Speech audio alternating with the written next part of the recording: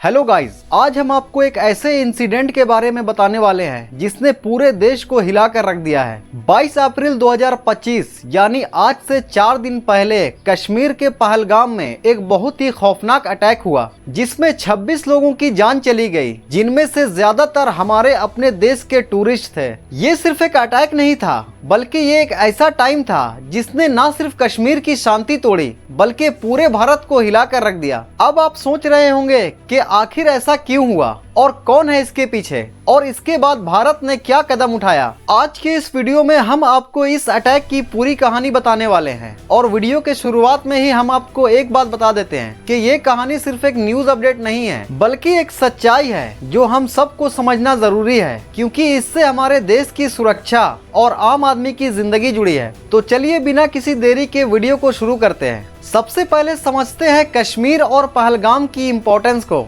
कश्मीर, जिसे हम paradise on earth कहते हैं, जो अपनी खूबसूरत पहाड़ों, नदियों और हरियाली के लिए पूरे देश में फेमस है। ये जगह न सिर्फ टूरिस्ट के लिए एक सपना है बल्कि ये उन लोगों के लिए भी एक शांति का घर है जो अपनी जिंदगी की थकान से दूर भागना चाहते हैं। वहीं पहलगाम, जो कश्मीर का एक छोटा सा हिल स्टेशन है, जो हजारों लोगों को अपनी तरफ अट्रैक्ट करता है। यहाँ की ठंडी हवाएं, साफ नदियाँ और खूबसूरत वैलीज लोगों को अपनी तरफ अट्रैक्ट करती है। काफी सारे फैमिलीज यहाँ अपने हॉलीडेज एंजॉय करने जाते हैं। लेकिन कश्मीर का एक ऐसा पहलू भी है जो हमेशा छुपा रहता है और वो है वहाँ की पॉलिटिकल और सिक्योरिटी टेंशन। कश्मीर में कई सालों से कुछ ऐसे ग्रुप्स भी हैं जो वहाँ की शांति को तोड़ने की कोशिश करते हैं, लेकिन टूरिस्ट पर ऐसे बड़े और खतरनाक अटैक बहुत रेयर होते हैं। इसीलिए जब 22 अप्रैल को पहलगाम में ये अटैक हुआ तो पूरा देश शौक में आ गया और सबके मन में एक ही सवाल उठने लगा, आखिर ये सब क्यों।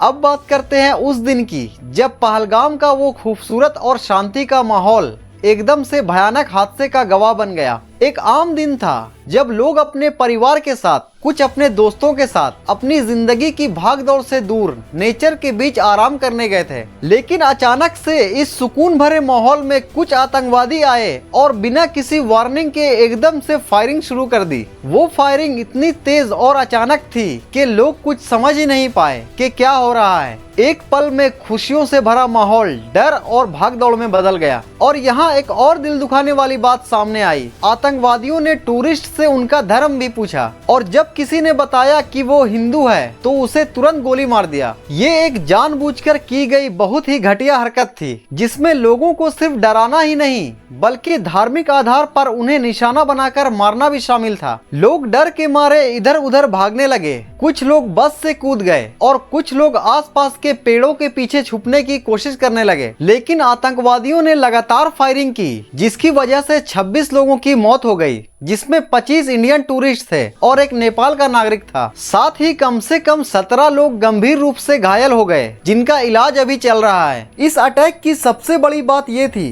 कि ये पूरी घटना इतनी तेजी और बेरहमी से हुई कि सिक्योरिटी फोर्सेस को रिस्पॉन्स देने के लिए भी बहुत कम समय मिला, क्योंकि पहलगाम जैसे जगह जो कि पहले से ही सुरक्षा के नजरिए से सेंसिटिव मानी जाती है, वहाँ ऐसा हमला होना ये दिखाता है कि टेररिस्ट अब किसी भी जगह किसी भी समय हमला कर सकते हैं। अब सबसे बड़ा सवाल ये है कि कौन है इस अटैक के पीछे। इंडियन सिक्योरिटी एजेंसीज ने अपनी जांच में कहा है कि ये attack Pakistan based militant group ने प्लान किया था जिसमें लश्कर तायबा का हाथ हो सकता है। ये ग्रुप भारत में पहले भी कई अटैक्स में शामिल रहा है। साथ ही एक लोकल मिलिटेंट ग्रुप दी रेसिस्टेंट फ्रंट ने भी जिम्मेदारी ली है कि ये ग्रुप पहले भी कश्मीर में वायलेंट एक्टिविटीज में इन्वॉल्व रहा है और पाकिस्तान से सपोर्ट लेता है। इसलिए भारत के ऑफिशियल्स का मानना है कि ये अटैक सिर्फ कश्मीर के अंदर के लोगों का नहीं बल्कि बॉर्डर के उस पार के सपोर्ट के साथ किया गया एक प्लान्ड अटैक था। पर पाकिस्तान ने इस बात से इनकार किया है और कहा है कि ये सब में हमारा इन्वॉल्वमेंट नहीं है। लेकिन भारत ने इस अटैक के बाद अपनी डिप्लोमेटिक और सिक्योरिटी पॉलिसीज को बहुत सख्त कर दिया है, जिससे दोनों देशों के बीच और भी टेंशन बढ़ गया है। इस अटैक के बाद भारत ने अपनी तरफ से बहुत सख्त कदम उठाया है। प्रधानमंत्री नरेंद्र मोदी ने अपने सऊदी अरेबिया दौरे को कैंसिल किया और देश वापस आकर पूरे मामले की जांच और सुरक्षा की तैयारी शुरू कर दी। भारत ने सबसे पहला और बड़ा कदम उठाया लाया जिसमें इंडस वाटर के समझौते को सस्पेंड कर दिया। ये भारत और पाकिस्तान के बीच पानी बांटने का एक इम्पोर्टेंट एग्रीमेंट था जो 1960 में साइन हुआ था। इस एग्रीमेंट को सस्पेंड करना एक बहुत बड़ा डिप्लोमेटिक स्टेप है, जिसका मतलब है कि भारत अब पाकिस्तान के साथ पानी के मामले में कोई समझौता नहीं करेगा। इसके अलावा भारत ने पाकिस्तान के साथ सारे वीजास कैंसिल कर दिए हैं ताकि कोई भी पाकिस्तानी सिटीजन अब भारत ना आ सके, और बॉर्डर को भी टेम्पोररी बंद कर दिया गया है, जिससे दोनों देशों के बीच आने जाने पर रोक लग गई है। पाकिस्तानी डिप्लोमेट्स को भी देश से निकाल दिया गया है, जिससे डिप्लोमेटिक रिलेशंस और भी खराब हो गए हैं। ये सब कदम दिखाते हैं कि भारत इस अटैक को कितनी गंभीरता से ले रहा है और अपने देश की सुरक्षा के लिए पूरी तैयारी कर रहा है। साथ ही भारत ने अपने सिक्योरिटी फोर्सेस को कश्मीर में और भी ज्यादा टाइट कर दिया है और हर जगह चेक पॉइंट्स लगाए गए हैं। कश्मीर में और भी जगह जहां टूरिस्ट घूमने के लिए गए थे वहां से वापस लौटने लगे हैं। वहां के लोकल बिजनेसेस भी बंद हो चुके हैं। इस अटैक के बाद कश्मीर की इकोनॉमी और सोशल लाइफ दोनों पर इम्पैक्ट पड़ा है। वहां के लोग काफी इनसिक्योर महसूस कर रहे हैं। ऐसे अटैक सिर्फ हमारे देश को ही नहीं बल्कि आम लोगों की जिंदगी को भी बर्बाद करते हैं। आपका इस अटैक के बारे में क्या कहना है कमेंट बॉक्स में जरूर बताएं, और अगर वीडियो इन्फॉर्मेटिव लगा हो तो लाइक करें और चैनल को सब्सक्राइब करें। मिलते हैं नेक्स्ट वीडियो में। जय हिंद।